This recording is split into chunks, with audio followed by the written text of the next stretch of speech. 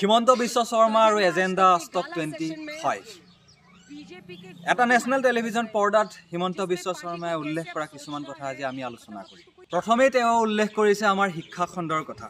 তেখেতে আমাৰ শিক্ষা খণ্ডত কিমান বিকাশ কৰিছে তাৰ কথা উল্লেখ কৰিলে আৰু উল্লেখ কৰিলে কিছুমান আঁচনিৰ কথা, যেনে নিযুত মইনা আঁচনি আৰু যিসকলে চাকৰিৰ প্ৰিপেৰেশ্যন কৰি আছে সেইসকলৰ কথা।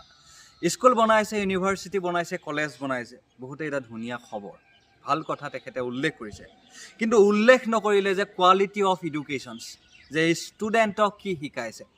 বৰ্তমান যুগত AI আহি গ'ল, টেকন'লজি আহি গ'ল, ইমানখিনি আগবাঢ়ি গ'ল, কিন্তু আমাৰ ষ্টুডেণ্টক সেইখিনি শিকোৱা নহ'ল।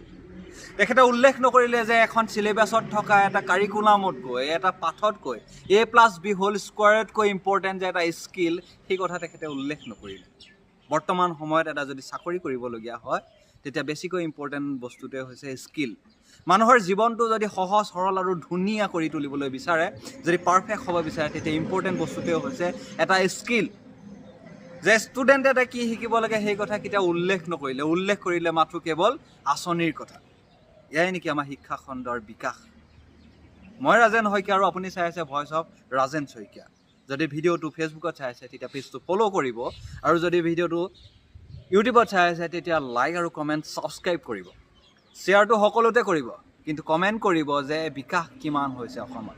আৰু সঁচা অৰ্থত যদি এডুকেশ্যনৰ বিকাশ কৰিবলগীয়া হয় তেতিয়া স্কিল ডেভেলপমেণ্ট, টেকন'লজি এইবিলাক শিকাওক।